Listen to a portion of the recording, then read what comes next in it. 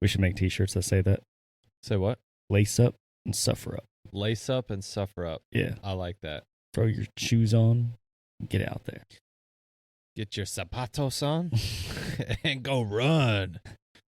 That started from a text that we got from one of the guys I work with. He said he motivated me to lace up my shoes and start running again. I said, that's awesome, man. So, lace up with suffer up. That's got a nice ring to it. I like it. Yeah. It'd be a good t-shirt. I do too. Somebody out there who knows how to make t-shirts, hit us up. We need a t-shirt guy. We need a t-shirt designer.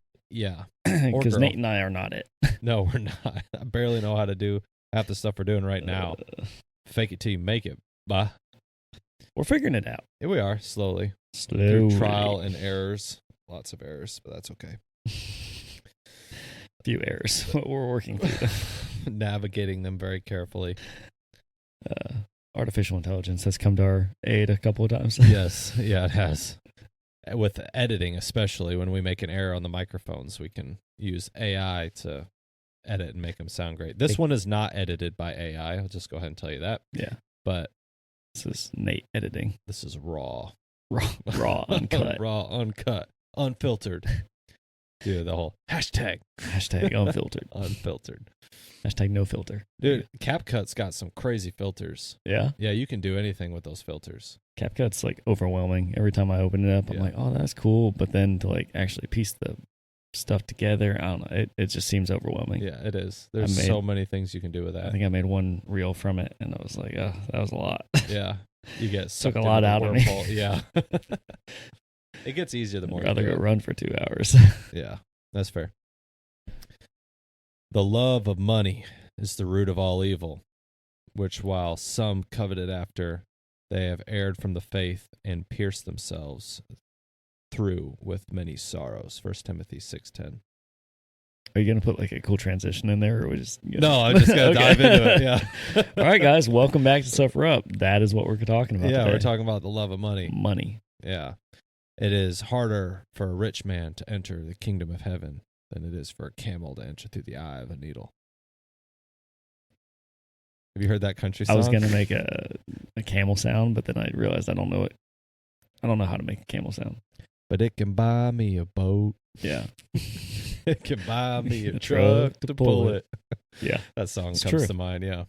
All right, moving just on. Kidding. Anyway, yes, this is money can buy you all those things. Yes, it can. This is Suffer Up with Nate and Ryan, where our mission is to encourage and lead others to suffer with a purpose, striving to level up in life with an emphasis on spiritual, mental, and physical well-being. I am Nate. I am Ryan. And we are here to talk today about money.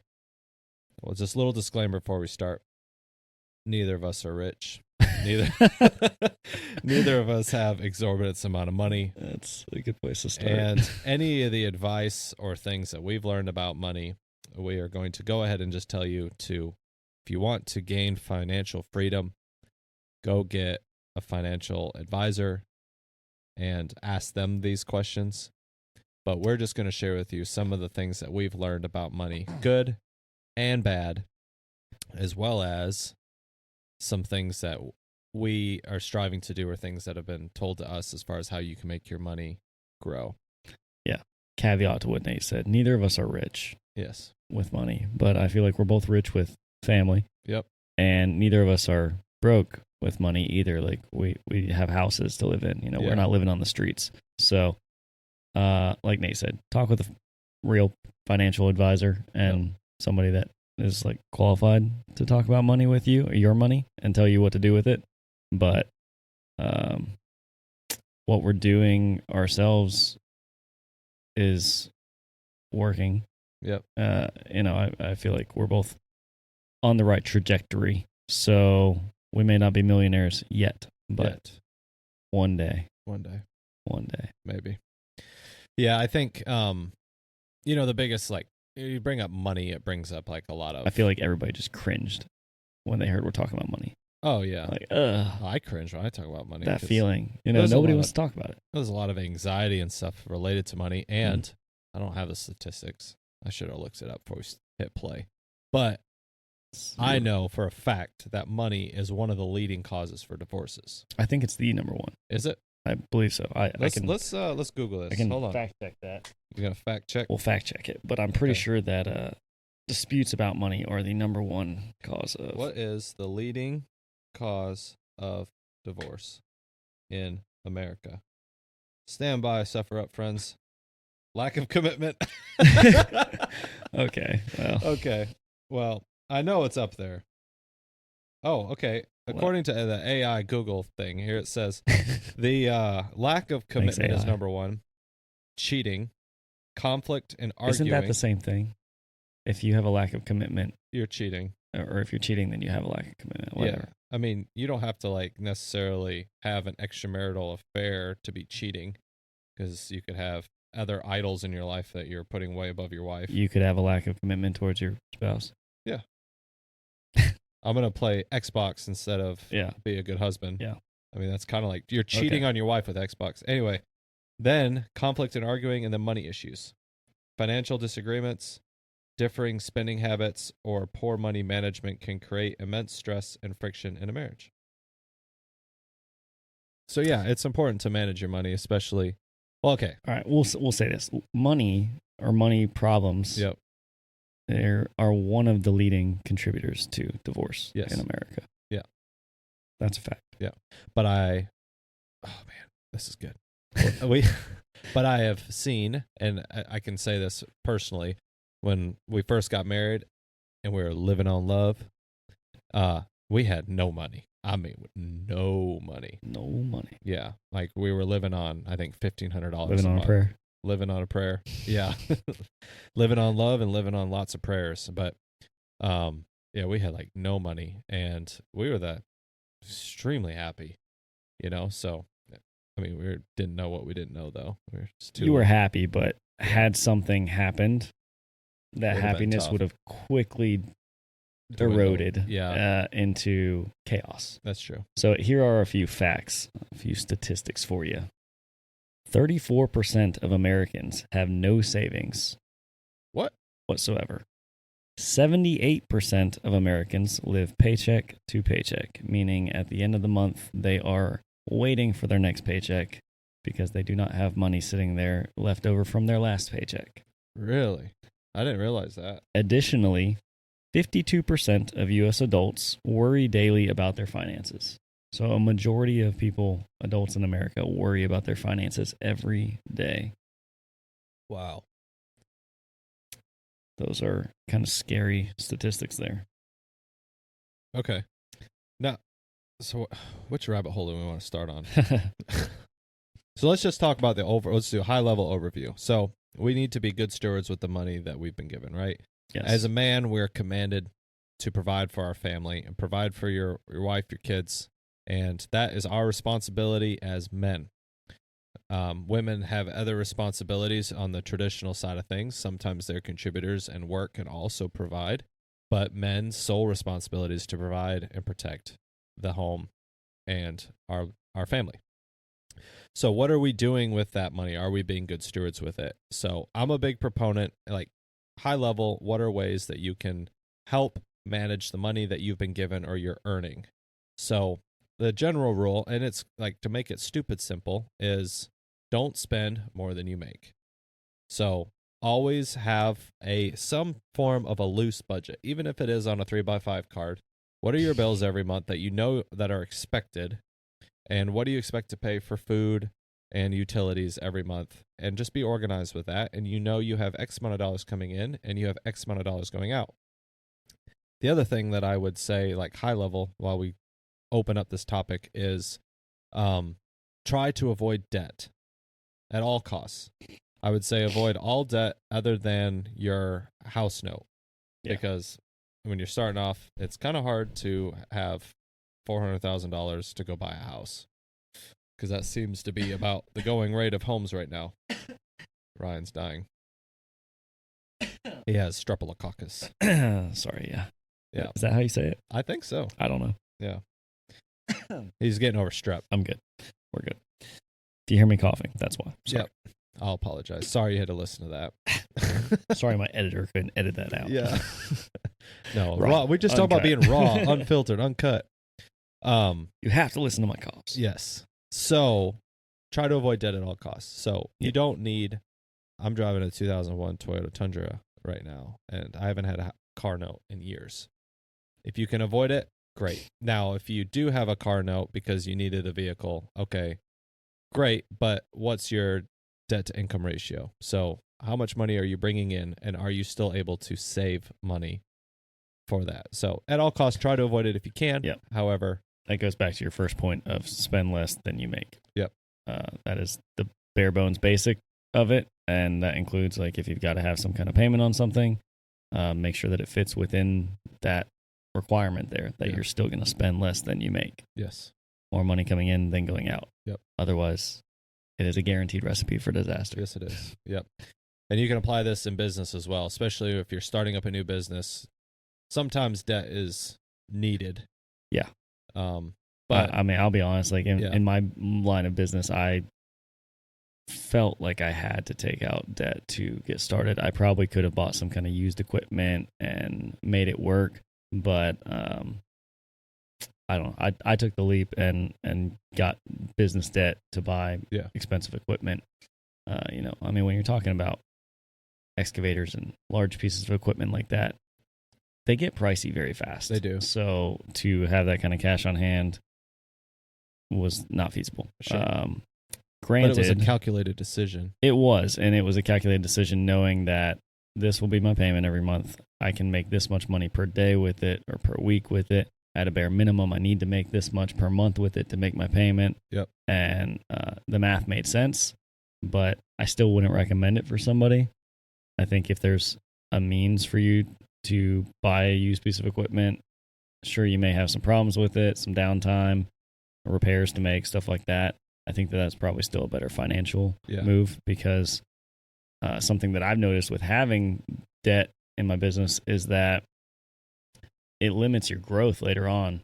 Like, you try and hire employees and stuff, and things work out while they work out. But as soon as something happens, you know, the bills keep coming in. The debt still has to be paid down. So that is a added stressor that a new business doesn't need. Right. Or shouldn't have, in my opinion. Yeah. I'm not, like I said, I'm not being a good example of that, but I paid for it by, you know, having an employee and then having to let employees go and stuff like that because of, you know, my decisions. So lessons learned. Mm-hmm. We're sharing some lessons here. Well, also, I mean, I've been in debt with a car note. I know I just talked about car notes, but like, I didn't have like any money, and I needed a car. And well, I had $3,000 in savings, and I needed a car, and because my other car was taking a poop on me. Yeah. And so I needed to get another car. And so I found a used car. It was like $4,000. It was a little Honda Accord, and I financed $4,000 because all I had was $3,000 in the bank. Yeah. So I'm like, that $3,000 would barely cover an emergency. Yeah. And then I'm like, okay, I bought the car. Now I'm going to work my tail off to pay the car off. You bought the car knowing what the car payment was going to be, knowing that you could sustain that. Yep. And more, you know, like that your plan was to pay the payment plus more every month to get it paid off as soon as possible. Exactly. But I could have went and bought a $25,000 car or $30,000 car. Could have done that. That would. But that's not be very financially responsible. Right. So like, sometimes you find yourself in a situation where you got to borrow some money from the bank, but living with the mindset of like, oh man, you and the bank can own anything. Like, that's not wise at all. Because I think people forget when they say it's my car and they've got a loan on it. It's not really your car. No, it's not. Forget that the bank actually owns that thing. Right. And if you think now, if you think about the vehicles, it's funny because like somebody just bought like a brand new, like 25 miles on it, new Tacoma with the little I-Force, whatever, hybrid motor, Elon technology, whatever. Okay. Anyways. Sorry. That truck is like $60-something thousand. Shoo. This joker makes like $45,000 a year. Oh, that's good. Yeah. And there's other bills to be paid. I'm like, you realize that that's like almost 2 years worth of salaries. By the time you pay the interest, it's 2 years. Oh, yeah. It's 2 years of all your money that you're doing. So you work for 2 years and all your money goes to that, and then now it's paid off. And that's not even realistic. So he's going to pay that over 6-7 years. Yeah. I don't like and pay that. a lot of interest on it. Yeah. I barely like having to owe chow money at the station. That's $10. Yeah. You know, my debt's paid in the morning. Yeah. It's a $10 bill. Like, it's nothing, but like, yeah. I don't even like owing that debt if I can help it. So it's funny that's a good point. Like if you owe somebody money, at least this is how I feel about it. It's a lot worse of a feeling knowing that I owe, like if I owed you $20, yeah, I don't like that. It's a lot worse feeling than knowing like, oh, I owe the bank $20,000 for some vehicle. It's like we tend to have a disconnect there with that because, oh, the truck's in my driveway. Yeah. I don't ever have to see the bank person and like talk to them. It's personal. But when you go to work and you owe somebody $10 for breakfast and you're seeing them every 2 minutes, you're like, dude, let me just pay you the $10 because it's killing me. Yeah. So I think that disconnect makes it really easy for people to get in over their heads and not feel like they're in over their heads when in reality they are. Right. It is true. It's a little psychological thing. Yeah. So always try to set yourself up, even if open up a savings account or a money market account as well, that you're going to gain some interest on the money, and then try to set yourself up to where you can put, even if it's $50 a month into savings, you're putting something into savings every month. Yeah. Going back to the business stuff. I'm sorry. There are times in businesses, which is why we started this whole thing with Talk with Financial Advisor. There are times when you may be advised to take out some debt on something for tax purposes, tax advantages. So talk with somebody about that. That's way smarter than us because they may have a reason that you should do that. But you should always have a plan to pay that debt off as soon as possible. So maybe you need that debt for the end of the year, but then first 2 months of next year, you've got the money sitting in the bank and you plan on paying for it. I don't know. Yeah. Something like that. Anyways, but yeah, so for somebody that's new to paying attention to their money and wants to get a handle on this, we've talked about, spend less than you make. Well, how do you do that? Well, you just don't spend the money. No, well, I know that's a lot easier said than done. I think so. My wife, I'll tell you about like our situation. So I've always struggled with worrying about money. I've always struggled with that. Like, oh, how are we going to pay for this? How be anxious about nothing, Nate. Correct. But with everything with prayer and supplication, let your request be made known unto God. So yes. Yeah. So you prayed to God and he gave your wife to you. Yeah, pretty much. She completes me in a lot of ways. But one thing in our house was like, she is very good at organizing the money. Like, she's very good with money. She's very good with organizing things and making, like, tracking every single penny on where everything goes. Something funny. He's got a cough again. I'm sorry. That's all right. I'm just glad you're still alive. Oh, God. All right. That's all right. Sorry. Uncut, I can't edit these out now because we just talked about uncut, unfiltered. I know. No, I'm just ruining the podcast. Sorry, guys. You're not ruining anything. So anyway, talking about that with money. So Lauren's very good about understanding that I struggle with the worries. And so she kind of runs the books as far as like keeping a track of a budget. So she downloaded the Every Dollar app. And so every month, based off of the previous month, so we're always kind of a month ahead. And this works quite well. Oh, you use the same thing. Cool. Yeah, we use the Every Dollar app as well.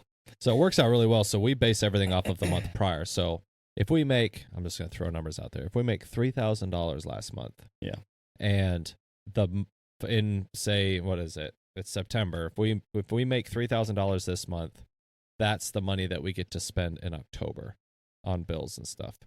And so then it's like, well, we don't have the money based off that. Even so, we're kind of floating ahead, a positive float for the next month. Yeah. And it works for us. So, and she handles it, and we have like basically your money's able to roll over. Correct. Kind of and contribute to the next month. So it's almost like we're floating a month's income to the next month. So it's almost like we're floating that money for a savings. So like it stays in the checking account. Yeah. But and we still have a budgeted line item for savings every month, but then we kind of move the money around. So that way you have money to play with. I'm not a salary employee, so I don't have like a set income that I know is coming in. So we have short checks, we got long checks, I got overtime, don't get overtime, all that kind of stuff. So that works really well for us. So having a month ahead of budget plans works really well.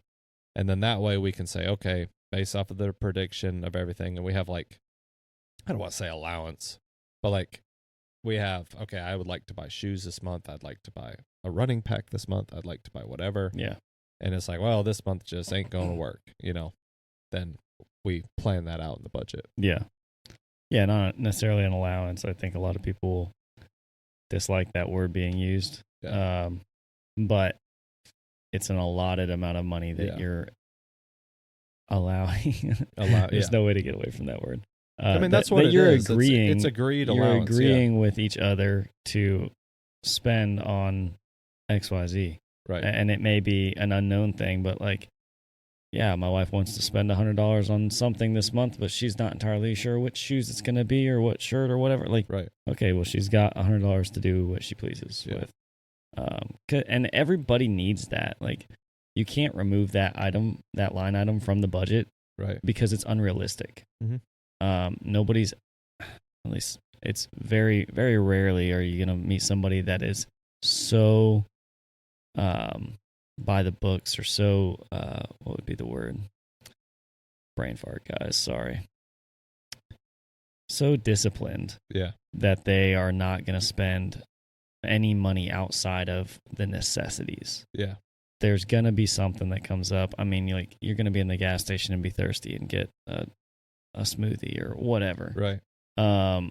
So you've got to have that allowance in there to allow for your overages and your splurges, we'll call it. Sure. Now, you have to be disciplined enough to stick to that and not just be like, oh, well, I can spend whatever. Then the budget's useless. Yeah. If you don't stick to the budget, it's pointless.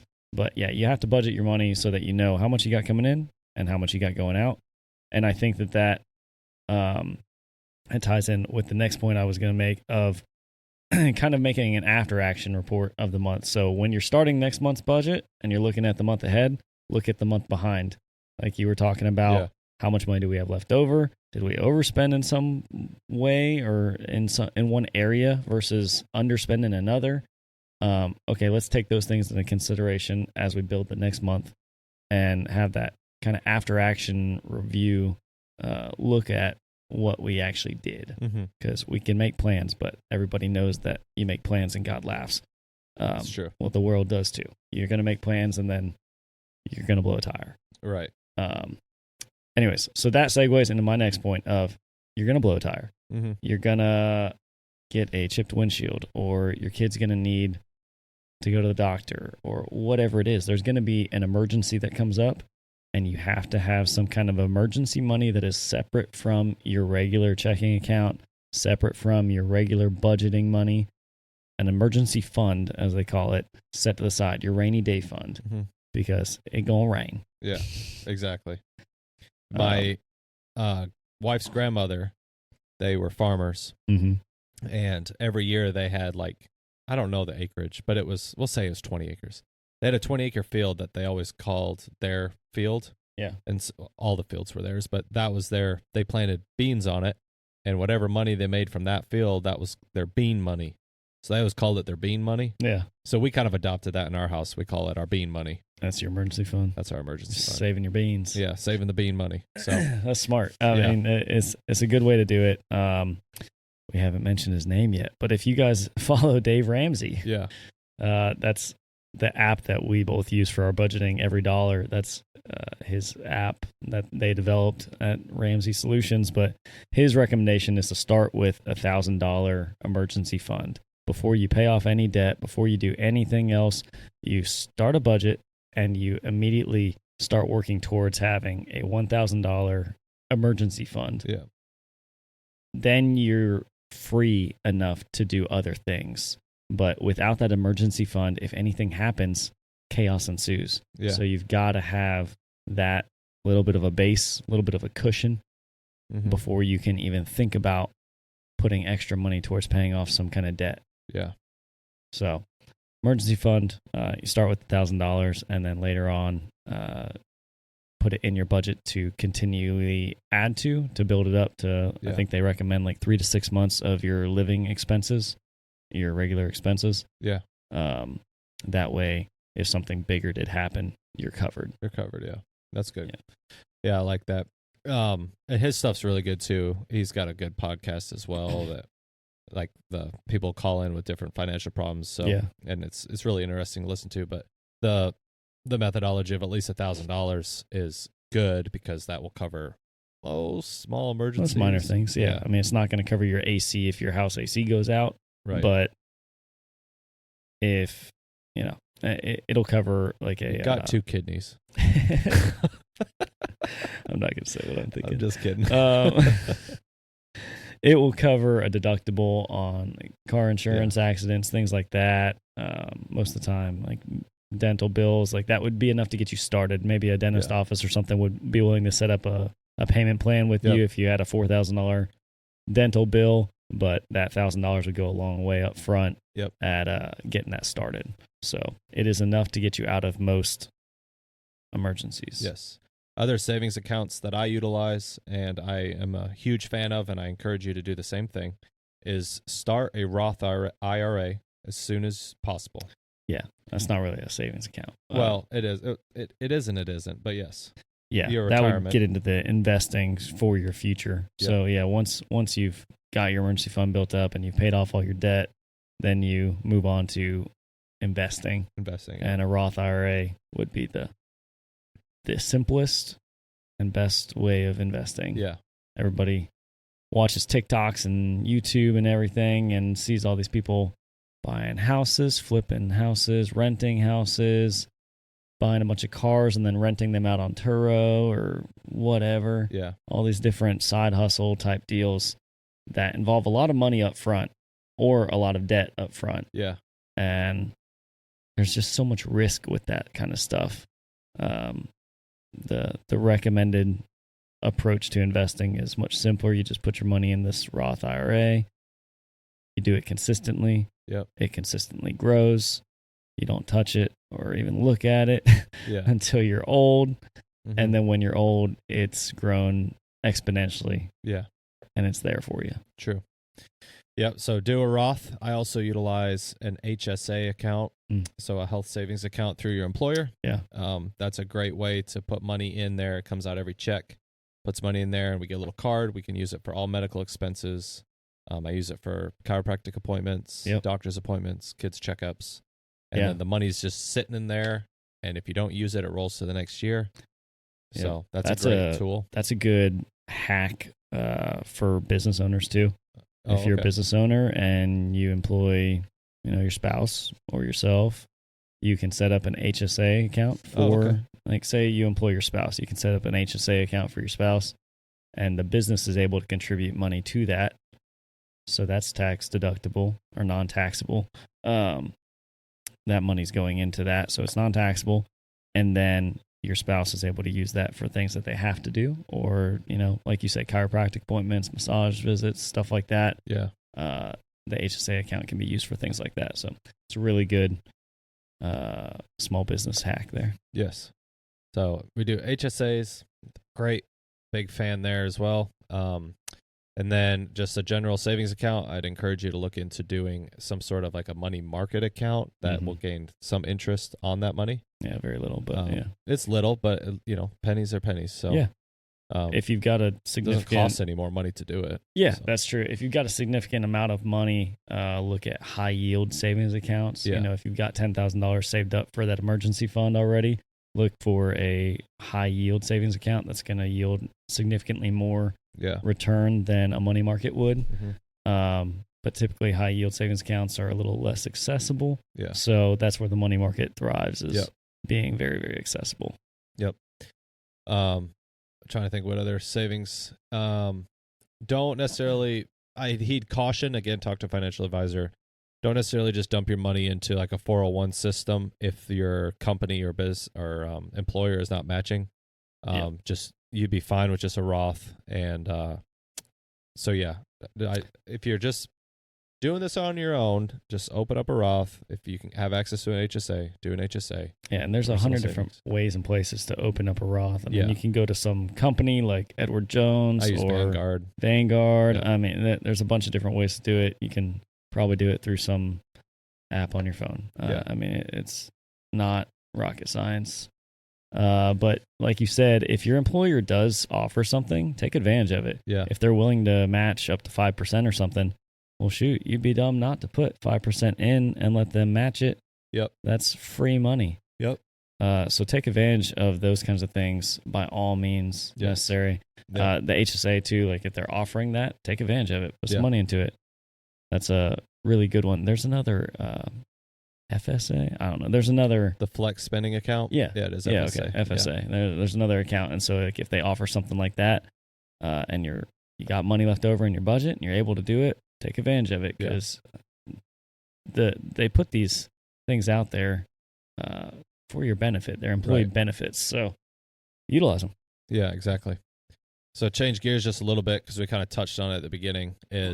So you've got a married couple. This is controversial, but I'll just ask your opinion.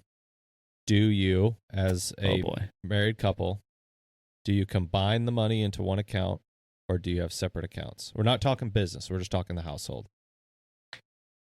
Ask that question again for me. Okay. So you have a married couple and they're newly married and they're deciding on their finances and how they're going to run their house, how they're going to run their ship in regards to money. Are they going to do a combined checking account, like one account for two people that they both either contribute to? Well, they're both going to withdraw, but are they, one shared account, or do they do separate accounts where the man has an account, the wife has an account, and they split bills? So like I cover the mortgage and I cover this, or I don't. I have an opinion. We talk about opinions all the time. Everybody's got one. Everybody's got one. But I was curious to open up the floor for discussion on what is the best way to run. Yeah. I would say without a doubt, if you're a Christian and you believe the Bible, then there is only one correct answer here, and that is that you guys combine your money for the good of your family. Yeah. Your money goes into one pot. Genesis 2:24 says, that is why when a man leaves his father and mother, and is united to his wife, they become one flesh. Yep. You guys are no longer two individual people working towards two different goals. Yep. You are one flesh working towards one goal, united and always. Yeah. Your house is under both your names. Your cars are under both your names. Your kids are from both of you. And I mean, everything is both of you as one, and then onto whatever it is. Yeah. So money is absolutely no different. Mark 10 verses 8 and 9 say a similar thing. They said, when the two will become one flesh, so they are no longer two, but one flesh. Therefore, what God has joined together, let no man separate. Yeah. So I think the Bible's very clear on that. It's not just a physical viewpoint of coming together as one, but that is how you're meant to live out every aspect of your marriage together. We've talked about this before with like emotional struggles and stuff, how, your spouse feels that. Your spouse is a part of your battles in every way. Yeah. Money's no different. Yeah. So if you're not coming together with your money and you're living like roommates, I wouldn't be surprised if your marriage kind of feels like a roommate situation instead of a marriage. Yeah, I agree. Now, I know specifically there's people that are listening to this that have split accounts. And I'm not like condoning that methodology, but I'm just we are sharing with you some of the, how God really designed it. What'd you say? Condemning, not condoning. Oh, I'm sorry. Condemning. Not condemning that. Yeah. Thank you for correcting me. But I'm not like saying you need to go like change your ways, but I would just want you to have the conversation and think about it. Because one thing I'll say, a benefit with doing the shared account the shared thing is one, that's kind of really how God designed it. So you're going to be blessed by that. But it's also, it's forcing you guys to work together as a team and be able to navigate the obstacles when it comes to money.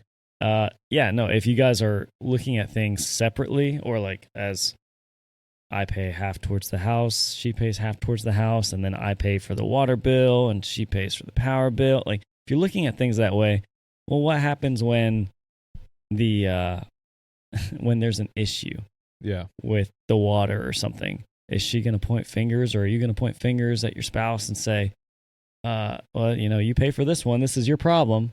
Yep.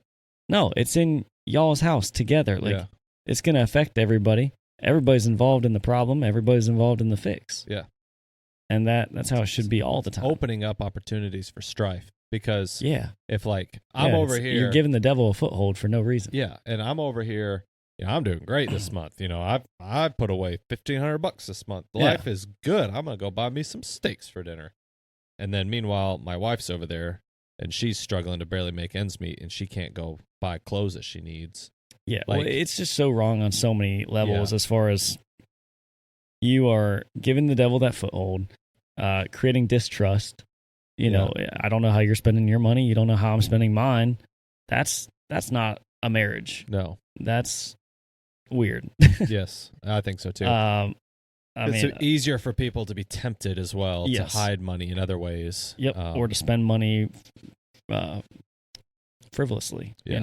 Buying random stuff that they don't need, or going into debt, and your spouse doesn't know because they're not a part of your money decisions. And it's your money, not theirs. Okay, well, if you're $100,000 in debt and your spouse is really good at managing their debt, but your money's separate, well, it's not just affecting you. When you die, who's going to get that $100,000 in debt thrown at them? Like, whose problem is that? Yeah. Probably your spouse. Mm-hmm. If not your spouse, it's going to be your kids. Yep. That's not fair to your kids or your spouse to throw that burden on them when they had no part in it. I mean, that's just messed up. That's not being a good provider in any way, shape, or form. I wouldn't want that from my spouse to me, or me to my spouse. Any poor decisions that end up being my wife's responsibility one day, I want to have been our poor decisions. Right. But you're also, have the mindset of creating generational wealth. Yeah. Not generational debt. Yeah, absolutely. Speaking of debt, I saw another statistic earlier when I was looking up those stats. Yeah. Nearly 100 million Americans have outstanding auto loans, totaling around $1.3 trillion. Seriously? Wow. Yeah. And, this is a hot topic. 44.7, almost 48 million Americans have student debt. Oof. You're opening up a can of worms. Yeah. Guess how many of them are making payments towards it? Not very many. 43% are not making payments. So almost half programs. Almost half are not making payments towards it. So I don't know if they're waiting on a loan forgiveness, or if they're just pushing that to the back burner because student loan debt doesn't get attacked like other debt does by like creditors or people coming after that debt. If you didn't pay the bill on your house, you're eventually going to get evicted, and it's not going to take too long. But apparently you cannot pay your student debt and just continue living just fine. Anyways, so 100 million Americans have auto loan debt, and 44.7 million Americans have student loan debt. Wow. That is incredible. That is staggering. Yeah. And I think that's the kind of reasons that a lot of people have for not joining their money together. Right. It's like, I waited till I was 30 to get married, and my spouse is a doctor, so she came into this with $100,000 of student loan debt, and I didn't want that to be I don't want to take on her student loan debt. Right. Well, so you're willing to take on this woman in sickness and in health till death do us part, right? But you're not willing to attack that debt with her. Even if you wanted to view that still as like her responsibility to pay off her student loan debt, so what? You guys still put your money in the same pot, and she's a doctor now. She's gonna make a bunch of money. You make sure that she's paying that crap down, Yeah. and getting you guys in a good financial standing again. Right. And like people that have money already come into relationships don't want to merge their bank accounts and stuff like that because they're like, oh, I've already got $10 million. Maybe I inherited it. Maybe I sold a company young and just already have wealth. And I'm going to go into this marriage with a prenup and this protection on the money that I've already earned. If you feel the need to have a prenup and not join your bank account with someone, you probably shouldn't be in bed with them. You probably shouldn't be marrying them. I certainly wouldn't be having kids with them. Yeah. It's true. I mean, anyone that you're willing to have a child with, you should be willing to have unlimited access to their money, finances, their mental state. I mean, you guys should be talking about everything. Yeah. Because a kid's going to involve everything. Yep. Hey, you hear it all the time. People are like, oh, we'll have a kid. It'll fix our relationship. Oh, God. Good luck. I've had 3. Yeah. Still trying. No, I'm just yeah, no, I was kidding. Yeah, no, it's all very important, and it just opens up the door for so much conflict if you're not open about money, just in general. So, sorry, that really got me rolling because I good. hear that all the time from people about, oh, I don't want to join bank accounts because of XYZ. Like, then you don't marry that person. When I posed the question, I could see it go across your face. You're like, oh yeah, let's go. Yeah, yeah, and one of the things on the Google was like a commitment. Yeah. So you're not really fully committing. No. At all. So like give up yourself here. Just do it. And I think you'll be blessed by it. I know you will. Yeah. Yeah. Or vice versa. I mean, I know that you will not see all of God's blessings in your marriage if you treat it like it's some kind of business transaction. Yeah. Yeah. Mm-hmm. Some kind of transactional thing with your spouse. Yeah. That's not a marriage. No. So we want to see strong marriages, strong houses, and that's our passion here at Suffer Up as well. Yep. Again, our mission statement is to encourage and lead others to suffer with a purpose, striving to level up in life, emphasis spiritual, mental, and physical well-being. So with all of that, we need to be able to build strong homes, strong families, strong family units. Yep. And strong men create strong families. Yep. Strong families create strong communities. Yep. And strong communities create a strong country, strong nation. Exactly. It all starts with the leader of your household. Yep. You men out there listening, coming together with your wife and being a strong team together. And you can't do that if you're not committing, like Nate said. If you have a lack of commitment and you're not willing to commit on things as simple as money, it's a recipe for disaster. I'll throw this out there because I know every house is set up a little differently, and there's right and wrong ways to run your house. And I'm not perfect. Neither of us here are perfect. We've just learned some things. But there's some very strong, how do I put this nicely? There's some very strong women out there. Yeah. Which is great. The world babes. What's that? Boss babes. Boss babes. I like that. That's a good slogan. But so you got the boss babes of the world, and that's great. God made you that way for a reason. Yeah. But I would encourage you in this area. The Bible says that you should submit unto your husbands. I'm not that when you get into that conversation, it's not necessarily like, yes, sir, yes, sir, yes, sir. It's not like that. It needs to be a submission of like, I'm going to trust him. And trust that he has my best interest. Exactly. And our family's best interest at heart. And men, that is a big burden on your shoulders. Yes. That you need to take that responsibility and run with it. Exactly. However, you still have a responsibility to help your husband. You are his greatest helpmeet. And so, just to give you an illustration, I get overwhelmed with details in my tiny little brain sometimes. Lauren knows that. She knows that I can think through processes and get things done efficiently.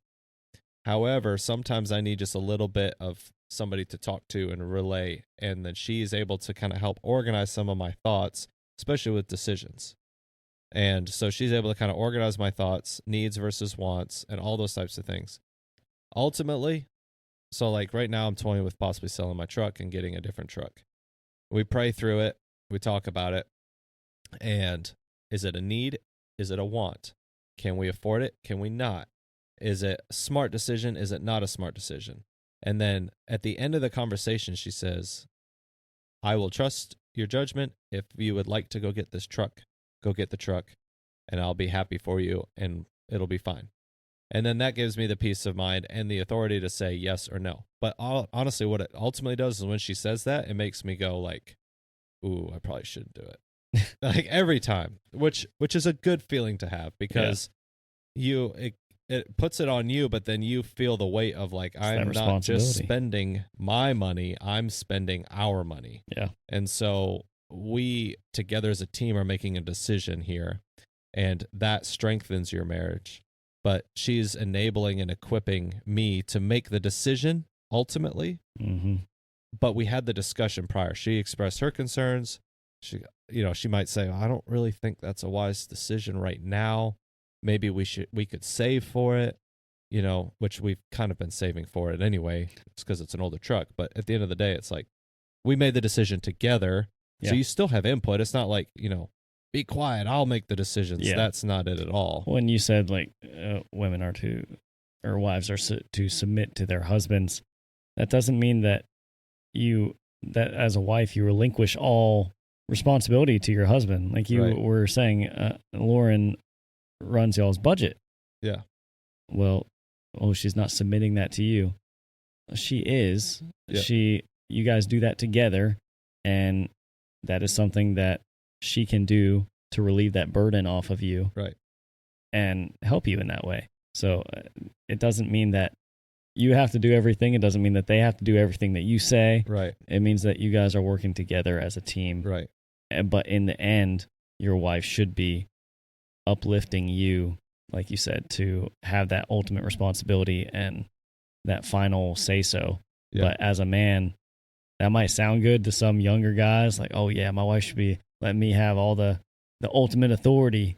But man, if you really think about that, that is a lot of responsibility. It is. It's not something that should be taken lightly, and not something that you necessarily even want, right. But it's our duty. Yeah. It's our duty to have that responsibility and to bear the consequences of our decisions. Yeah.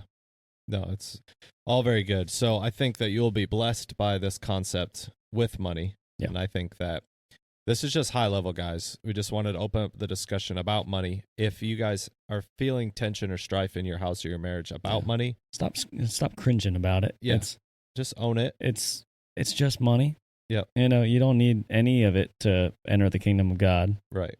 So, take heart in that it's just a worldly thing. Yeah, we kind of need it here to do things and have things and right. live in some aspects, but it's really not as important as we make it out to be as humans. Mm-hmm. Yeah, I'm going to go buy the truck now. It's just money. It's just money. I make more. Yeah. You can't take it with you when you die. Yeah. That's not the... Can't take the truck with you either. No, you can't. That's true. Yeah. Yeah. So, but no, all that to say, guys, we want you guys to feel empowered and equipped to be able to make good, sound decisions as a family unit together. Take the money that you've been graced with. It's not your money. It's God's money. And so be good stewards with it, make wise decisions, and try to organize and set up your life to be able to have financial freedom. So when you want to take the vacation, go take the vacation with the kids, make the memories. Those vacations are important. Spend the money on things like that. You don't need to be going and gambling it away and all this other stuff. Like, that's not being a good steward with your money. But have the conversation with your wife. Your wife may not be happy with how you're spending money. And that's a hard pill to swallow. But you need to have that conversation with them and work through it together as a team. And by doing that, you're not only fixing your family's money, but you're also building great skills together as a team and strengthening that part of your marriage. Well said. Well, I think that's a good way to end it right there. Yeah.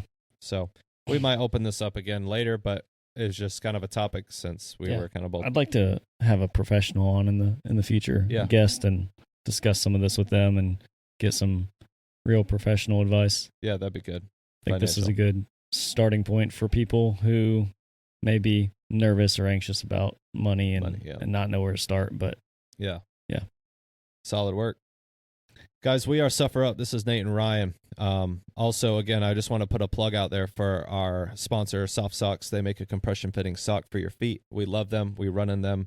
We swear by them. And we do all of our races and running in them. So if you'd like to get you a pair and try them, I've had a few friends that have actually tried them and are now big fans of their product. So you can check them out on our link tree. We also have a discount code for them. It is called Suffer10. So from there, you can access them as well as our Sticker Mule store, and you can get some merch and swag for that. So to support the channel here at Suffer Up. So, yeah. Please, if you guys like what we're putting out, please try and support us any way you can. Every little bit helps. So far, we have been Nate and Ryan funded. Yeah. But we want to grow this thing bigger and better. And we can't do that by ourselves. We're going to need help from you guys sharing, liking things, and being a part of this with us. So that's it. Do what you can. And thank you guys. We love y'all. Yep. Love you guys. Suffer up. Suffer up.